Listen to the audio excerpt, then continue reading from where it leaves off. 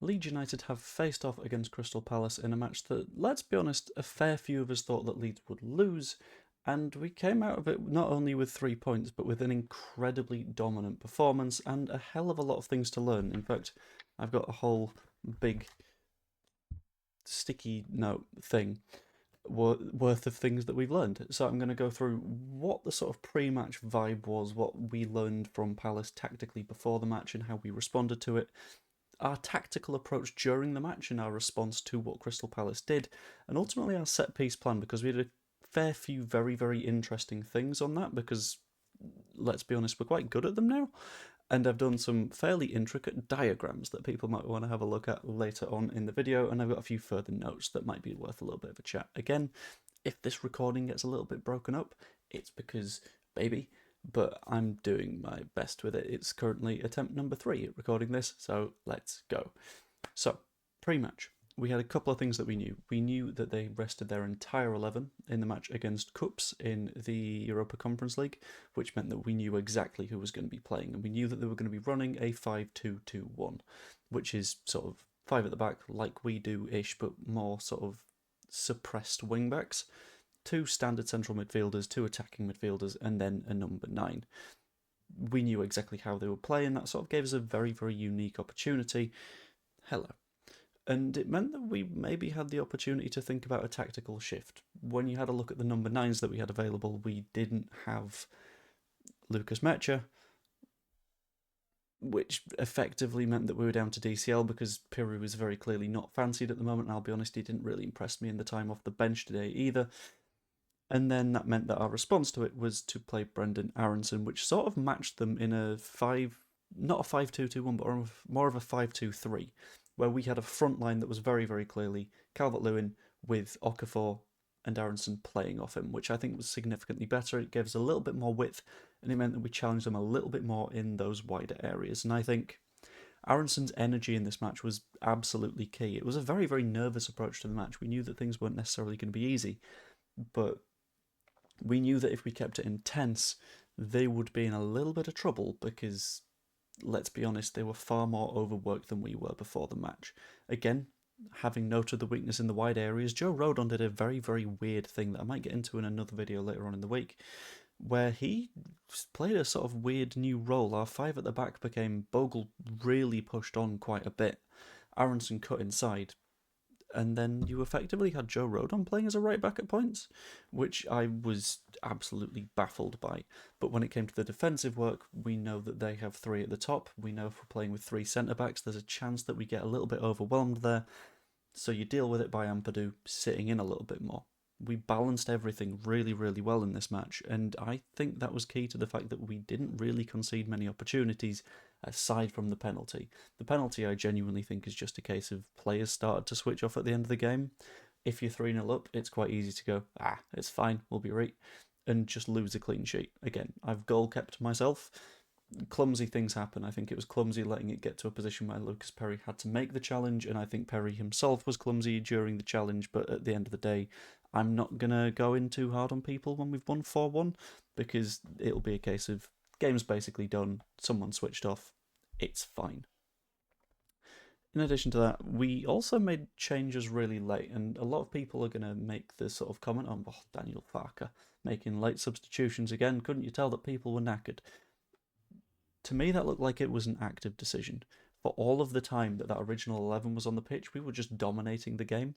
So I personally didn't really see a need to make that shift. I didn't think it was really worth our time to say, well, okay, so let's take off, I don't know, let's think of someone. Why didn't we take off Anton Stack for Ilya Gruev? Well, because we didn't need to. Why didn't we make changes on the 60th minute? Because everything was working quite well, and we've got a little bit of a gap before our next match, so it's just kind of fine. There's nothing to be too mad about. It's okay.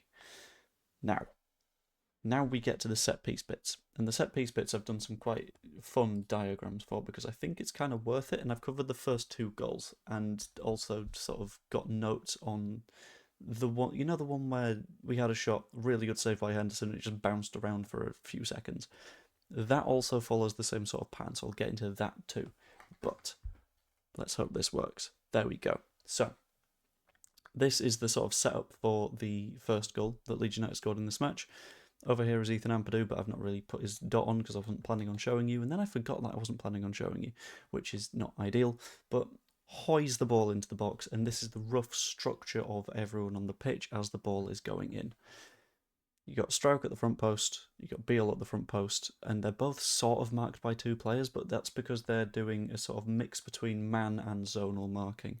They have a hell of a lot of players in the box for these, which is fun, I suppose. There's also a couple more like defenders, but they're not really relevant to what's going on here.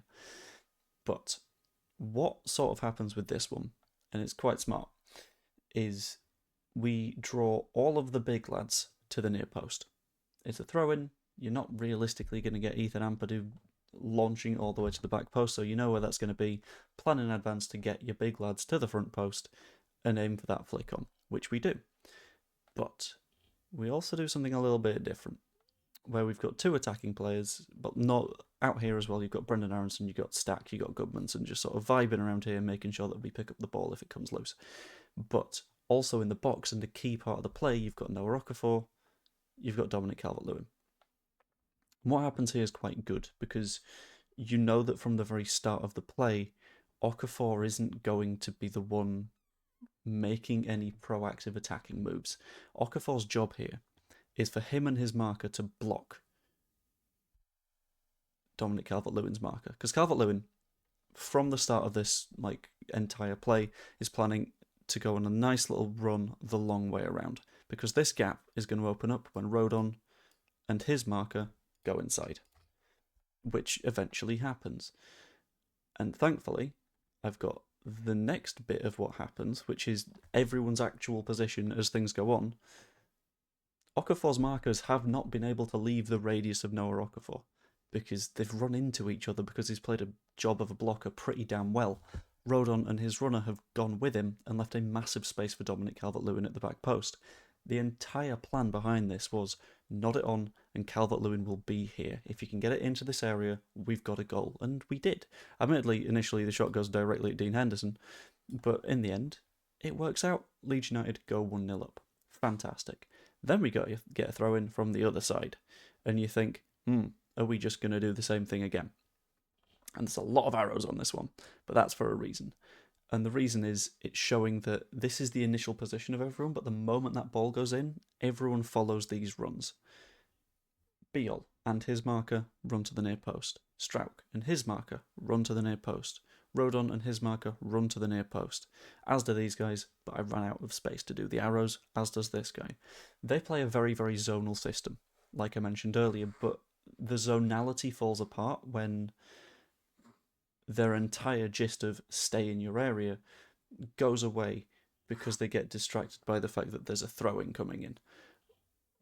Everyone goes towards it, and interestingly, Dominic Calvert-Lewin starts to go towards it, which is why I've got this little dotted line here. And it's this little start to go towards it that throws his marker off as well, because his marker sees Calvert-Lewin start to make that move and goes, okay, I'll follow. And that is just enough time for Calvert-Lewin's actual move to come in, which is make that move around the back post again. So when eventually we get to this situation, again, I've mapped the actual positions of the players here, Beale is able to just nod it into this area where we know that Calvert-Lewin is going to be. Calvert-Lewin's marker is having left him in no man's land because he's just completely lost track of what's going on here. And the guy that was sort of earlier marking Calvert-Lewin, also sort of marking Noah Okafor, has stopped paying attention to Calvert-Lewin because he's seen that Noah Okafor starts this move out here. I've mapped him a little bit close here, but he starts it out here. So this defender goes, I'm going to have to pay a bit more attention to him, and just leaves Calvert-Lewin to it. Which means that he's able to just... That wasn't meant to happen. Which means that he's able to just wander into the far post, ends up here, heads it home, delicious, 2-0.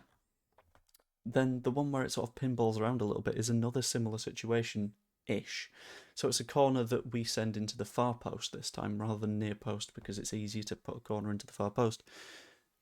But the interesting thing is, whilst Calvert-Lewin starts with the gang that are hanging out at that far post, because it's all the centre-backs, it's Calvert-Lewin, it's everybody, Calvert-Lewin doesn't stay at the far post and think, I'm going to get my head on this.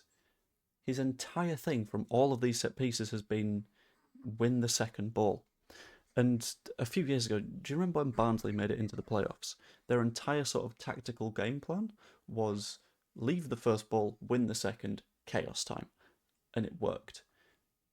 We're doing a sort of similar thing where it's just a case of we know where that second ball's going to end up. Just put Dominic Calvert-Lewin there, and he's a fantastic finisher when he's in form, and he's more than in form right now. So that's a fun little sort of set-piece tactical thing that could have been its own video, to be honest, but I figured I'd do it in here.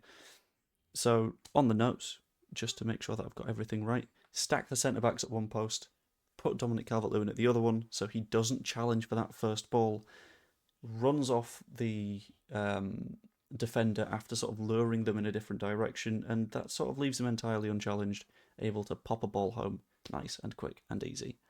Outside of that, a couple more notes on the game. I think Brenden Aaronson was really, really good. I think he didn't only show his work rate in this match, he showed his sort of talent as well, and that's come across a little bit wrong, but he showed that he's got a little bit of flair to him as well. That little flick that goes down the flank for Stack to cross the ball in is filthy.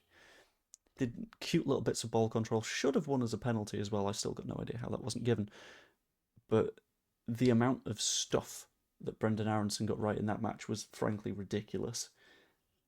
And I'll be honest, there are some other sort of side-ish notes that I've got down, but it mainly sort of focuses on the fact that I'm sold on the squad again.